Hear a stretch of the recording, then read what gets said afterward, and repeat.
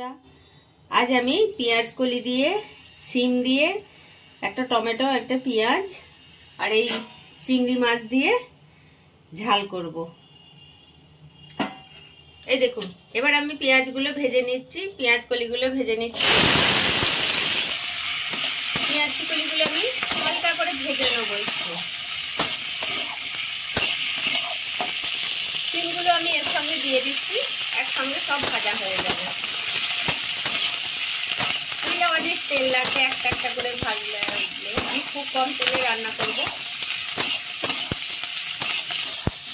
পেঁয়াজ কলিগুলো ভাজা হয়ে গেছে, এবার আমি ঢেলে নেবো একটা থালায়। এই দেখুন, ভেজে নিলাম। নামিয়ে চিংড়ি মাছগুলো আমি এবার ভেজে নিচ্ছি।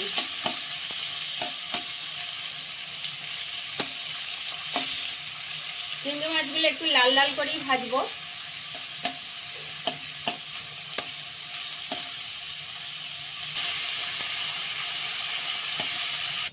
চিংড়ি মাছগুলো ভেজে নিয়ে নামিয়ে রেখে দিয়েছি। একটা গোটা লঙ্কা আর একটুখানি পাঁচফোড়ন ফোড়ন দিয়ে নিচ্ছি।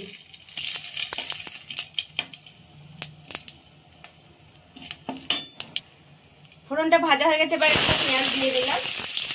এটাও ভাজা হবে, তারপর আমি টমেটোটা দেবো। এই দেখুন বন্ধুরা, পেঁয়াজটা ভাজা হয়েই গেছে, এবার আমি টমেটোটা দিয়ে নিচ্ছি।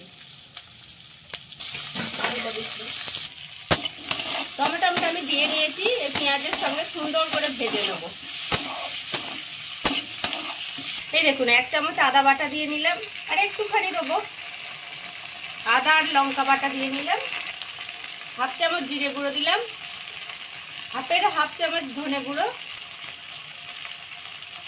আর 1/2 চামচ হলুদ গুঁড়ো দিয়ে নিলাম।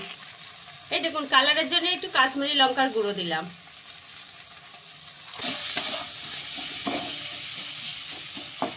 এইটা একটুখানি জল দিচ্ছি যাতে মশলাটা না পুড়ে যায়।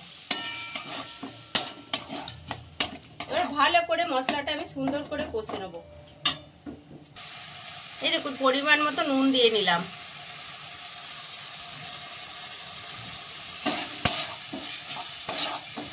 সব মশলাগুলো সুন্দর করে কষে নেব। যখন তেল ছাড়বে তখন সব আনাজগুলো দেবো। চিংড়ি মাছগুলো আমি একে দিয়ে নিচ্ছি, একসঙ্গে কষে নেবো চিংড়ি মাছটা।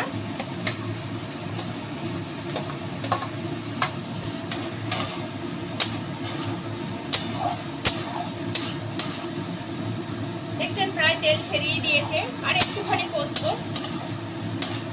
মশলাটা প্রায় কষা হয়ে গেছে, এবার আমি সিম পেঁয়াজ কলি সব দিয়ে নিচ্ছি, সুন্দর করে কষে নেবো একসঙ্গে।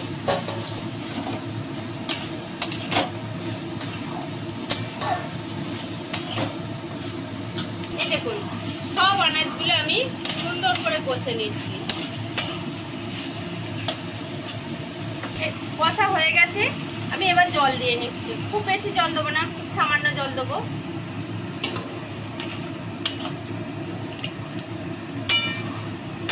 এই দেখুন, এর বেশি আর জল দেবো না। এবার সব আনাজগুলো একসঙ্গে ফুটবে। 10 মিনিট 10 আমি এটাকে একটু লো ফ্লেমে সেদ্ধ করবো। এই দেখুন, এটা চাপা দিয়ে দিলাম আমি। এবার মিনিট 10 চাপা দিয়ে ফোটাবো। তরকারিটা দেখুন হয়ে গেছে, আর একটুখানি ফুটবে, আমি তারপর নামিয়ে নেবো। আমি তরকারিটা নামিয়ে নিলাম। এইরকম ভাবে চিংড়ি মাছ দিয়ে পেঁয়াজ কলি দিয়ে শুধু সিম দিয়ে ঝাল করলে খুব সুন্দর খেতে হয়। এই দিয়েই শুধু ভাত খাওয়া হয়। যদি আপনাদের দেখতে ভালো লাগে তাহলে একটা লাইক করবেন, শেয়ার করবেন, সবাই মিলে কমেন্ট করবেন, আর সাবস্ক্রাইব করবেন।